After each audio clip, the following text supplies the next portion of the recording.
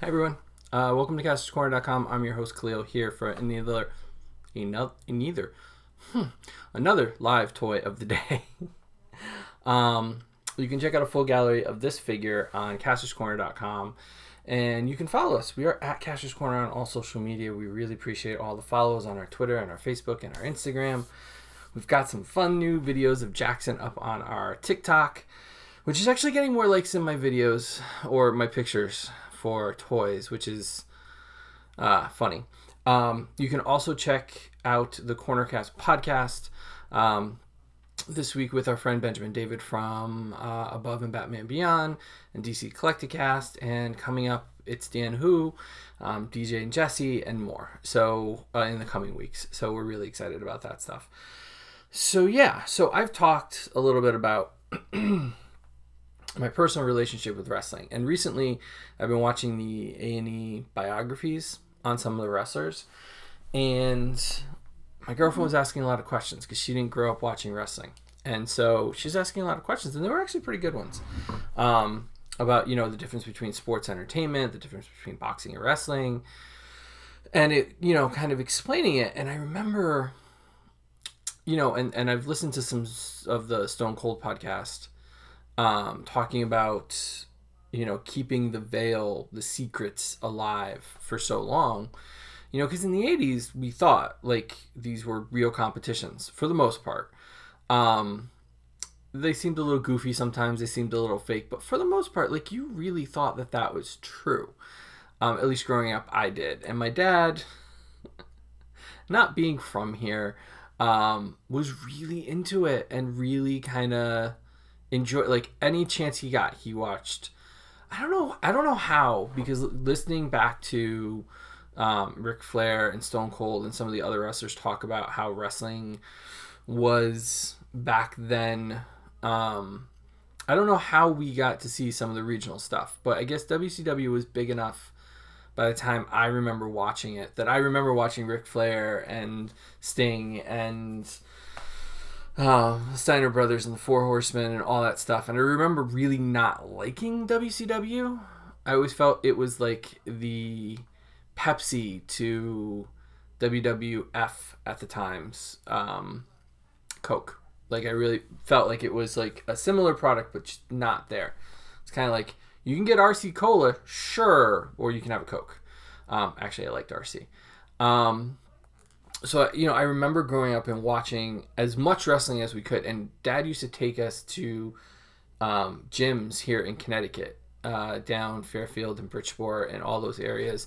And I remember sitting in high school gyms watching wrestling matches with people like Andre the Giant. And I don't know if Hogan was wrestling at that point, but I have a distinct memory of seeing Andre the Giant somewhere that wasn't like an arena. And the famous story my dad used to love to tell, and my mom still does, at some point when Tito Santana was, and I'm sure I've told this before, at some point when Tito Santana at the New Haven Coliseum, when it was around, was at a match, my dad handed me over to him, and I was carried up to the ring, and Lion Kinged around for a few moments, and then they gave me back to my dad. So I don't have memory of that, and my dad used to like to hang out and wait, and oh god, the things he would do to get into wrestling matches. There was one time, I know I'm getting to the toy's right here.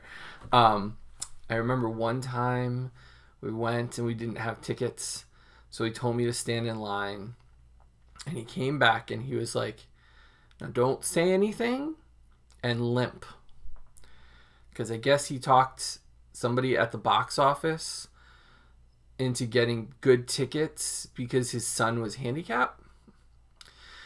My dad wasn't always on the up and up, I will say that. So anyway, one of the weirdest memories I have for wrestling is my dad would take me to wrestling all the time, and we watched it all the time together. And then later on, Brian and I watched it, and Brian and I went to wrestling all the time. So it was this nice connection that I kind of carried on and kind of really helped cement and birth the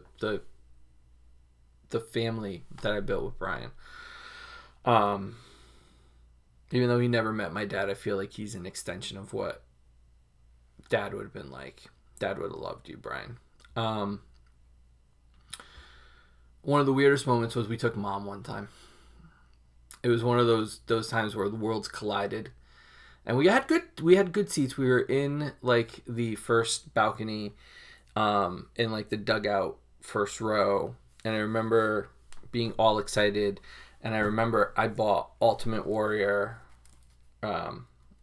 bicep bands and was wearing them and running around and so excited because there was nobody there. It was kind of, I don't know if it was a house show probably, and I was just so excited running around. But it was weird for my mom to be there because she was bored. Like I could just tell she was bored. But the nice thing was I was allowed to buy things because Mom was there.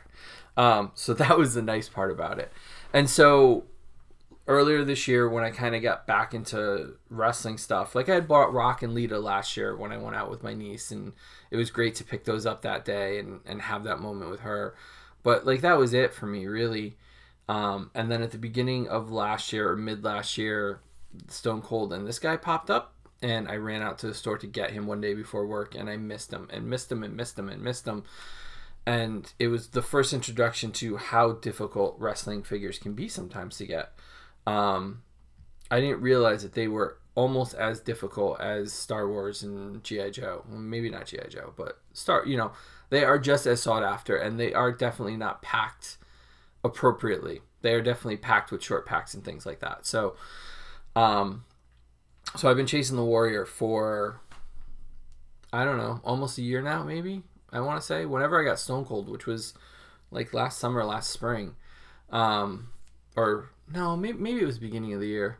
Maybe it was the beginning of this year, end of the year. So like good like 6 to 8 months I've been chasing this. Couldn't find it at Target, and then it popped up on Walmart. It popped up on Amazon, and Amazon kept pushing back the date because I think he was supposed to ship in April, and then I got pushed back to May, and now it's early June, and I just got my Warrior. And I know there's been a lot of Warriors, and I know there's been a lot of different versions, but this was the one that I wanted to get. No specific reason. Don't have a memory of him winning being the Intercontinental Champion at Royal Rumble. Don't really remember that. And I know through watching all the biographies and listening to the interviews, he wasn't the most stable guy. He wasn't the most well-liked guy in the locker room and stuff like that. I think a lot of guys had different problems with different wrestlers.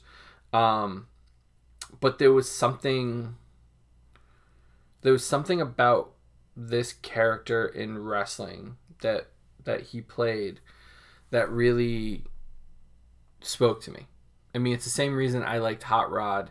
It was just that right moment, right time where Hogan was big, but like Hogan was like Dad. And I know Dad liked Bob Backlund and some of the older wrestlers, but Hogan never really felt like my kind of... He was there by the time I watched wrestling. Ultimate Warrior felt like I started watching wrestling and he started wrestling, and I know that's not the case, but he started in the WWF when I have a good memory. So I have really fond memories of the idea of like Hogan teaming up with a Warrior and Macho Man and all that stuff. And it always, like, he played such a character. Like, it was just such a character for me. So I wanted this figure. So I guess it's less about, because like wrestling figures, right? They're just in trunks. There's not that much different to them. The armbands are cool because they do rotate, so you can move them in certain positions. Throughout every match, his makeup usually came off, so they gave you an extra head with, let's see if I can get it to focus, little to no makeup on there, which is cool. And he comes with a bright yellow Intercontinental belt. So another belt for my collection. He also comes, I'm going to say this. This is one time where I'll disagree with the accessories. He came with hands that you can grip with, right? So you can grip onto the ropes for a wrestling ring and stuff like that. But, I mean, the Gorilla Press was his move. Like, just, like, pick a guy up. Like those hands that Hulk had in the Little Wrestlers, the old school retro ones. They really should have given him the ability to do the Gorilla Press, because I think that would have just been the best thing, because you really can't do that with these hands. They're just plain grip hands. So I would say that's my one criticism for this one.